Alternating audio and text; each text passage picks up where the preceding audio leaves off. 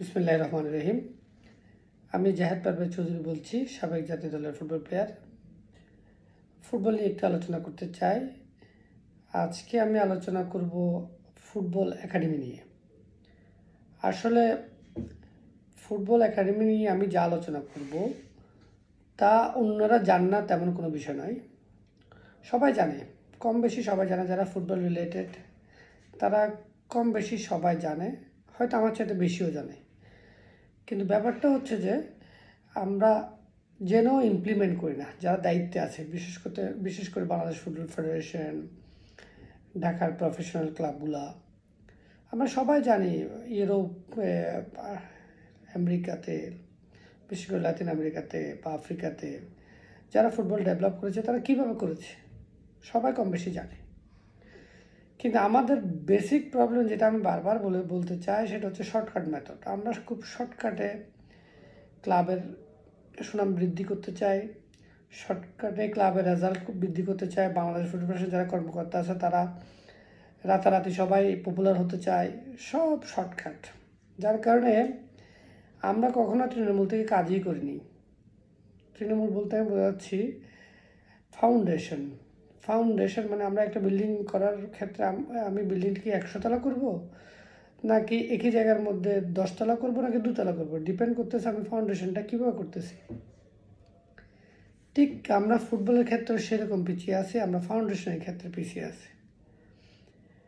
আমি যখন ফুটবল খেলেছি বা আমার আগে যারা খেলেছেন, আমাদের সিনিয়র ভাইরা, যেমন আমরা তো দেখে আসছি, আমরা যাদের দেখে বড় হয়েছি, কাইসার ভাই, আসলাম ভাই, সাব্বির ভাই, মুন্না ভাই, তারপর জাকির ভাই, তারপর ধারাবাহিকভাবে আমরা খেলে আসছি, একসাথে খেলেছি জয় ভাই, মুন্না ভাই, আরমান ভাই, আমিনুল ভাই, গুলকের বিপ্লব ভাই, কাঞ্চন, ফরহাদ, মতিউর, মুন্না, এইভাবে অনেক বড় ভাইয়ের সাথে হয়ে আসছে। তারপর আমাদের জেনারেশন আসছে, আমি, এমিলি, তারপর জাহিদ, মামুন, শরীফ, এরকম অনেকেই আসছে, এনামুল। এভাবে আমরা ধারাবাহিকভাবে খেলে আসছে। এখনও যারা প্রতিনিধিত্ব করছে, জামালরা করতেছে, নিউ জেনারেশন আসছে। কিন্তু যুগ চলে যাচ্ছে, কিন্তু খেলার সিস্টেম বা সেই মান্দাতের আমলের সেই দল বদলের সিস্টেমে কি, লিগ পদ্ধতিও সেম, বা ক্লাবগুলোর আপনি যেভাবে পৃষ্ঠপোষকতা করে সব কিছু সেম। আধুনিক ফুটবলের কোনো ছোঁয়া নেই। মানে আধুনিক ফুটবল বলতে যেগুলা অবকাঠামো নির্মাণ করতে হয় কোনোটাই নেই। সেই পুরনো সিস্টেম, প্লেয়ার কালেকশন করো, 1 বছরের জন্য চুক্তি করো, এরপর প্লেয়ার পারফরমেন্সগুলোকে রাখো, তারপর 1 বছরের মধ্যে প্লেয়ারগুলো যদি ভালো হয় তাদের বেশি টাকা দিয়ে রাখো, নাহলে প্লেয়ারগুলো যদি অন্য জায়গায় বেশি টাকা পায় চলে যায়, আর যখন প্লেয়ার পারফরমেন্স করতে পারে না ওদের কম টাকা, ওদের ছেড়ে দাও, ব্লা ব্লা ব্লা, এইসব মানে সে পুরনো সেগুলো পদ্ধতি। কারো ফিউচার নিয়ে কোনো চিন্তা ভাবনা নেই। তো আমি আজকে আসলে একটু প্রেক্ষাপটটা বর্ণনা করলাম। আমি মূলত একাডেমি নিয়ে আজকে কথা বলবো, বিশেষ করে বাংলাদেশের প্রফেশনাল ক্লাবগুলোর কী করণীয় আর ফুটবল ফেডারেশনের কী করণীয়। আমরা কী করি, গ্রাসরুটে কাজ করতেছি ফুটবল ফেডারেশন। বেসিক্যালি ফুটবল ফেডারেশনের এটা কাজ না। ফুটবল ফেডারেশনের কাজ হচ্ছে এটা তত্ত্বাবধান করা, তত্ত্বাবধায়ক হিসাবে থাকা, রুলস রেগুলেশন মেনটেন করে প্রত্যেকটা প্রফেশনাল ক্লাবগুলোকে এইসব দায়িত্ব দেওয়া এবং তাদের কাছ থেকে কাজটা বুঝে নেওয়া, এবং তাদের যে একাডেমিগুলো রয়েছে, একাডেমির বয়সভিত্তিক যে খেলাগুলো হবে সেগুলো নিয়মিত পরিচালনা করা। ক্লাবগুলো কী করবে, ক্লাবগুলো হবে 5 থেকে শুরু, 5 থেকে করলে বেটার, 5 না হলে 6 to 8, 8 to 10, under 8 to 10, like 10 to 12 or 12 to 14, 14 to 16, এইভাবে অনূর্ধ্ব ধারাবাহিকভাবে 8, 10, 12, 14, 16, এই ধরনের প্রত্যেকটা ক্লাবে, প্রফেশনাল ক্লাবে তাদের নিজস্ব একাডেমি থাকতে হবে। নট অনলি টুর্নামেন্টের মতো না, টুর্নামেন্ট আসছে, কিছু প্লেয়ার বাছাই করলাম, তারপর আমাদের খেলেই আবার বিদায় করে দিলাম, এরকম কিছু না।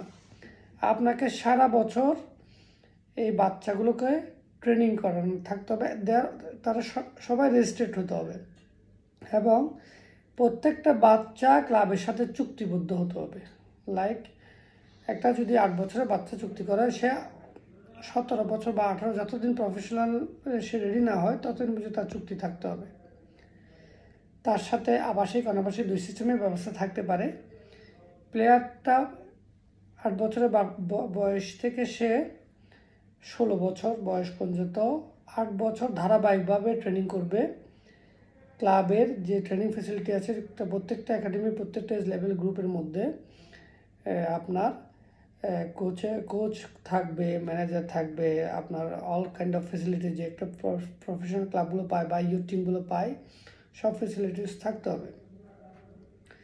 তারপর ওখানে সে 8, 10, 12, 14 বা 16 বছর যখন পা দিবে, তখন তার ট্রেনিং পিরিয়ডই হয়ে যাবে 8 বছর। 8 থেকে 9 বছর সে ট্রেনিং পিরিয়ডে থাকবে। 16 বছরের পর সে প্রফেশনালি রেডি হবে। তখন সে চাইলে ক্লাব তাকে আপনার নিজ ক্লাবে অন্তর্ভুক্ত করতে পারবে, লাইক এগ্রিমেন্টের মাধ্যমে, যেটা আমি বিগত ভিডিওতে বলেছি। সে তাকে 5 বছরের জন্য চুক্তি করতে পারে, স্যালারি কি স্যালারি দিবে বা কিভাবে সে ক্লাবের সাথে কন্টিনিউ করবে। একজন প্রফেশনাল প্লেয়ার যেভাবে হয় সেটা হতে পারে। আবার এটাও হতে পারে তার একাডেমির প্লেয়ার সে অন্যান্য ক্লাব বা একাডেমিতে অন্যান্য জায়গায় সে সেল করতে পারে। হ্যাঁ, সে যদি মনে করে যে আমি আমার একটা প্লেয়ার, একাডেমির প্লেয়ার অন্য ক্লাব আমি সেল করব, সে তার চুক্তি অনুযায়ী সেল করবে। হ্যাঁ, এটা হচ্ছে বেসিক থিংস। দেন আপনাকে কি করতে হবে, তো আপনি বলতে পারেন যে আসলে আমি যে এত প্লেয়ারে করবো এগুলো খরচ কে দেবে, এগুলো তো আর্থিক বিষয় জটিলতা আছে। এখানে 2টি ওয়ে আছে। একটা হচ্ছে যে আপনি যে চুক্তি করবেন সেই চুক্তি প্লেয়ার সাথে যে চুক্তি হবে, এখানে আপনার স্পন্সর প্রতিষ্ঠানের সাথেও একই রকম চুক্তি আপনি করতে পারেন। আপনার প্লেয়ার থেকে যে আপনি ইনকাম করবেন সেটা স্পন্সর প্রতিষ্ঠানও পাবে শেয়ার হোল্ডার হিসেবে, যেটা আপনি ক্লাবও পাবে, প্লেয়ারও পাবে, আবার স্পন্সর প্রতিষ্ঠান হবে। এসে প্লেয়ার একটা প্রোডাক্ট হিসেবে বিবেচনা হবে। ও প্রোডাক্টটাকে আপনি যেমন একটা গাছ আপনি রোপণ করলেন, রোপণ করার সাথে সাথে এটা ফল দিবে না, এটা 5, 6, 7, 8 বছর পর আপনার এটা ফল দিবে। ঠিক এটার জন্য আপনাকে ওয়েট করতে হবে, সেটার জন্য একটা দীর্ঘমেয়াদী আপনাকে প্ল্যান করতে হবে।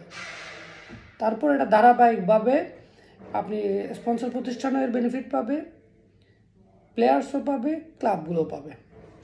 ওকে, এখানে আরেকটা নর্মাল সিস্টেমও করা যায়, যেমন লাইক একটা স্কুল কীভাবে চলে। একটা স্কুলেতে মনে করেন 1 to 10 পর্যন্ত আপনি উচ্চ প্লে নার্সারি থেকে আপনি মাধ্যমিক পর্যন্ত বা উচ্চ মাধ্যমিক পর্যন্ত আপনার সিস্টেম, অ্যাডমিশন সিস্টেম আছে বা পড়াশোনার সিস্টেম আছে। ঠিক একই সিস্টেমে আপনি এই আপনার বাচ্চাদের, আপনার মনে করেন ঢাকা বনি ক্লাব এক্সাম্পল, ঢাকা বনি ক্লাব এই লেভেলের আপনার একাডেমি আছে, তাকে ঠিক আপনি চাইলে অনূর্ধ্ব 6 ভর্তি করাতে পারবেন, অনূর্ধ্ব 7 ভর্তি করাতে পারবেন, 8, এভাবে ধারাবাহিকভাবে আবাসিক অনাবাসিক ফ্যাসিলিটি দিয়ে আপনি একাডেমি করতে পারেন।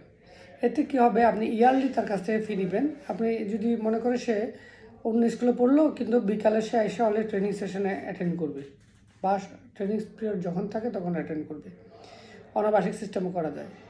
আবার আবাসিক থাকলে সে ধানমন্ডির অন্য কোনো স্কুলের সাথে চুক্তি করে সেই স্কুলে যাবে, আপনি যখন আবার সে ট্রেনিং পিরিয়ডে ট্রেনিং করবে। এটা আবাসিকভাবে করা যায়, অনাবাসিকভাবেও করা যায়। আপনি যেটা ট্রেনিং করবেন এই ফেসিলিটির জন্য আপনি তার কাছ থেকে ফি নিয়ে নেবেন। এটা মাসিক, বাৎসরিক, যেভাবে সিস্টেমে একটা স্কুল চলে ঠিক একাডেমি এইভাবে চলতে পারে। এটা হয় কি, আপনি একটা প্লেয়ারও আশ্বস্ত হবে আমি একটা রেপুটেশন ক্লাবের আন্ডারে আছি, আমার ক্যারিয়ার গঠনের ক্ষেত্রে সহায়তা হবে। কিন্তু আমরা এখানে যারা একাডেমি করি, ব্যক্তিকেন্দ্রিক একাডেমি করি, যাদের কোনো সুদীর্ঘ প্ল্যান নেয় বা সে ভবিষ্যতে কতটুকু রান করতে পারবে এটা নিয়ে কোনো কারো নিশ্চয়তা নেই। কিন্তু ক্লাবগুলো যেগুলো রেপুটেশন ক্লাব আছে, যেমন আবহানী, মুক্তিযোদ্ধা, শেখ জামাল, শেখ রাসেল, আরামবাগ, ফরাসগঞ্জ বা অল রেপুটেশন ক্লাব যেগুলো আছে, মোহামেডান, হ্যাঁ, সবগুলোর আন্ডার যদি একাডেমি থাকে তাহলে যারা গার্জিয়ান আছে তারাও মাথায় রাখবে এটা, যে আমার বাচ্চার এই স্পোর্টসের ক্ষেত্রে, এটা ফুটবল, ক্রিকেট, হকি যে কোনো হতে পারে। একাডেমি নট আমি বলতে, আমি ফুটবল নিয়ে একটা ধারণা দিচ্ছি, কিন্তু ক্রিকেটও হতে পারে সেম লেভেলে। হকি হইতে পারে। এটা অ্যাকচুয়ালি টোটাল একটা বিজনেস। এটা বাই রোটেশন আপনাকে প্লেয়ার গ্রো হবে, প্লেয়ার সেল হবে, প্লেয়ার বিক্রি হবে। এটা একটা বাণিজ্য আকারে হবে, এটা একটা প্রোডাক্ট হিসেবে কাজ করবে। কিন্তু এটার জন্য তো আপনাকে মিনিমাম 8-10 বছর একটা প্ল্যান করতে হবে প্রত্যেকটা ক্লাবের। মিনিমাম 10 বছর তো আপনাকে লাগবেই, হ্যাঁ, একটা স্ট্রাকচার ডেভেলপ করতে হবে। এখন আমি তো ক্লাবগুলোর কথা বললাম, আমি ফুটবল ফেডারেশনের করণীয় কি? ফুটবল ফেডারেশনের যেটা করণীয় সেটা হচ্ছে যে আপনার নিয়মিত আপনার যারা বাচ্চারা আছে একাডেমি লিগ করা, নট টুর্নামেন্ট, একাডেমি লিগ। যেরকম আপনি ঢাকার প্রিমিয়ার লিগ পুরা 10 মাস আপনি চালান, federation cup like that tournament, ঠিক একই সিস্টেমে আপনাকে ভেন্যু নির্ধারণ করে আপনাকে লিগ পরিচালিত করতে হবে। এক্সাম্পল ঢাকাতে 10টা প্রিমিয়ার লিগ ক্লাব আছে, প্রত্যেকটার অনূর্ধ্ব 8 টিম আছে। ওদের সারা বছরই ধারাবাহিকভাবে 1 বছর তারা লিগ করবে। যারা 8 খেলে ফেলেছে তারা পরবর্তীতে অনূর্ধ্ব 9 খেলবে, যারা 9 খেলেছে তারা 10-এ খেলবে। তাদেরকে আলাদা আলাদা ইয়র টিমের জন্য আলাদা আলাদা আপনি কমিটি বা যে কোনো একটা ডেভেলপ করে বা Bangladesh football federation sponsor manage করে এই লিগটি পরিচালনা করতে হবে। এটা হচ্ছে ফুটবল ফেডারেশনের দায়িত্ব। ফুটবল ফেডারেশন ধারাবাহিক প্রতি বছরে পরিচালনা করতে হবে। এতে হবে কি, বাচ্চারা সারা বছর ট্রেনিং এবং ম্যাচের মধ্যে থাকবে। ম্যাচ কম্পিটিশন এবং ম্যাচ মেন্টালিটি তাদের ডেভেলপ হবে এবং তারা এটা অ্যাডপ্ট করতে থাকবে। ছোটোবেলায় তার যেগুলো আমাদের এখন বেসিক প্রবলেম হয় এগুলো সে ABCD 1 2 3 4 3 আমরা ছোটোবেলায় শিখি, যেটা আমরা কখনো ভুলি না। ঠিক বাচ্চারা বেসিক ট্রেনিং ছোটোবেলায় সব শিখে ফেলবে। আর তারা আধুনিক বড় ক্লাবের আন্ডারে থাকলে কী হবে, তারা আধুনিক ট্রেনিংগুলো নিজেরা আয়ত্ত করে নেবে। বা বর্তমানে যে প্রতিনিয়ত ট্রেনিং সিস্টেম চেঞ্জ হচ্ছে, ফেসিলিটি চেঞ্জ হচ্ছে, এগুলো সম্বন্ধে তারা শুরু থেকেই ধারণা পাবে। এতে প্লেয়াররা এবং গার্জিয়ানরা আশ্বস্ত হবে। সো বোথ সাইডটা আপনার কাজে আসবে। ফুটবল ফেডারেশন প্রতিনিয়ত প্রতি সময় এই কাজগুলো অর্গানাইজ করবে এবং ওইখান থেকে বাছাই করে ফুটবল ফেডারেশন জাতীয় দল গঠন করবে। লাইক অনূর্ধ্ব 10 জাতীয় দল, অনূর্ধ্ব 12 জাতীয় দল, অনূর্ধ্ব 14 জাতীয় দল, 16 দল, ওখান থেকে বাছাই করবে এবং খেলার সময় অনলি ওদেরকে আনবে। যে ন্যাশনাল টিম যেভাবে পরিচালনা করা হয় ওইখানে পরিচালনা করতে হবে। এখানে যে বাংলাদেশ ফুটবল ফেডারেশন আইনে ওদেরকে দীর্ঘমেয়াদী রাখা, খাওয়া, থাকা, এগুলো ওদের কাজ না। এটা ফুটবল ফেডারেশনের কাজ না। ফুটবল ফেডারেশনের কাজ হচ্ছে যে টুর্নামেন্টের সময় বা জাতীয় দল গঠনের ক্ষেত্রে সহায়তা করা। অনলি তারা জাতীয় দল এবং এই যে একাডেমি লিগ এইসব পরিচালনার দায়িত্বে থাকবে। হ্যাঁ, এখানে আরেকটা কাজ করতে পারে, যাদের অনেক ক্লাব আছে তারা স্পন্সর ম্যানেজ করতে পারে না, তারা তাদেরকে স্পন্সর ম্যানেজ ক্ষেত্রে সহযোগিতা করতে পারে।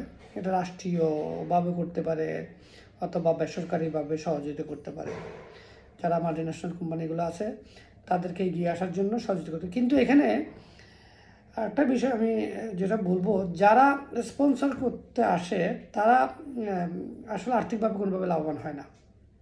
বাংলাদেশে যারা যারা এখন পর্যন্ত স্পন্সর হয়েছে তারা লাইক ডোনেশনের মতো আসে, একটা বছর বা 2 বছর জন্য তারা স্পন্সর হয়, তারপর নাম চলে, মনে করেন একটা ব্যাংকের নামে হলো ব্যাংকের প্রিমিয়ার লিগ বা অমুক লিগ, হ্যাঁ, বসুন্ধরা এই লিগ সেই লিগ, হ্যাঁ, হয় পরে টাকা দিয়ে একটা শেষ, আবার নতুন একটা ডোনেশন করার জন্য আর একটা স্পন্সর খুঁজে। এই ধরনের হলে কোনো ফায়দা নেই। যে স্পন্সর আসবে তারও আর্থিকভাবে লাভবান হতে হবে, যাতে সে ফুটবল প্লেয়ার একাডেমি যারা বাচ্চারা হবে তার ওই প্রোডাক্টটাকে সেল করে, বাচ্চারা তো একটা প্রোডাক্ট বা একটা প্লেয়ার তো একটা প্রোডাক্ট, ওই প্রোডাক্টটা সেল করে তার শেয়ার সে বুঝে নেবে। হ্যাঁ, এটা বছর অডিট করে তার কী কী ইনভেস্ট হয়েছে। যেমন একটা স্কুল ক্ষেত্রে যদি সে একাডেমি করতে প্রতিষ্ঠা করতে একটা তার আর্থিক খরচ হবে, সে যেটা ইয়ারলি বা মান্থলি ফি পাবে ওটাতে মান্থলি সে অডিট করে তার টাকা নিয়ে যাবে। এটা একটা হতে পারে। প্লেয়ার সেল হলেও তার একটা কতটুকু অংশীদার হবে সেটা সবগুলো হিসাব নিকাশের মাধ্যমে হতে পারে। সো এটা হচ্ছে সিস্টেম। আপনাকে বিজনেসে আসতে হবে, তাইলে আপনার একটা অবকাঠামো দাঁড়াবে। আপনি যদি সারা বছর ইনভেস্ট করতেই থাকেন, আপনার কোনো আউটপুট নাই, আপনি কোনো আর্ন হচ্ছে না, তো 1 বছর 2 বছর 3 বছর পর স্পন্সর প্রতিষ্ঠানগুলো হতাশ হয়ে যায়, তখন আর এগুলো নিয়ে কাজ করতে ইচ্ছে করে না। পরে আমরা কিছুক্ষণ ব্লেম করি ফুটবল ফেডারেশন, কিছুক্ষণ করি ক্লাব 1 বছর টিম করতে পারে, পরের বছর ভালো টিম করতে পারে না, টাকা নেই, স্পন্সর হয় না, 2-1টা ক্লাব বাদে। বাকি সবগুলো এই সমস্যার মধ্যে যাইতে হয়। সো এখনও সময় আছে, আপনারা দীর্ঘমেয়াদে প্ল্যান করুন। যারা ক্লাব আছে, যারা ক্লাবগুলোকে আমি বলবো দীর্ঘমেয়াদে প্ল্যান করুন, আর ফুটবল ফেডারেশনও এই নজরদারি, জবাবদিহিতা বা লিগ আয়োজনের ক্ষেত্রে ভূমিকা রাখতে পারে। তো আমি যে মতামত, এটা আমার ব্যক্তিগত ওপিনিয়ন, অনেকের মতামত থাকতে পারে, আপনারা কমেন্টের মাধ্যমে জানাতে পারবেন। আর কোনো বিষয়ে আলোচনা থাকলেও সেটা আমার সাথে ডাইরেক্টলি আলোচনা করতে পারবেন। তো সবাই ভালো থাকবেন, ধন্যবাদ, ইনশাআল্লাহ ভালো থাকবেন। আসসালামু আলাইকুম।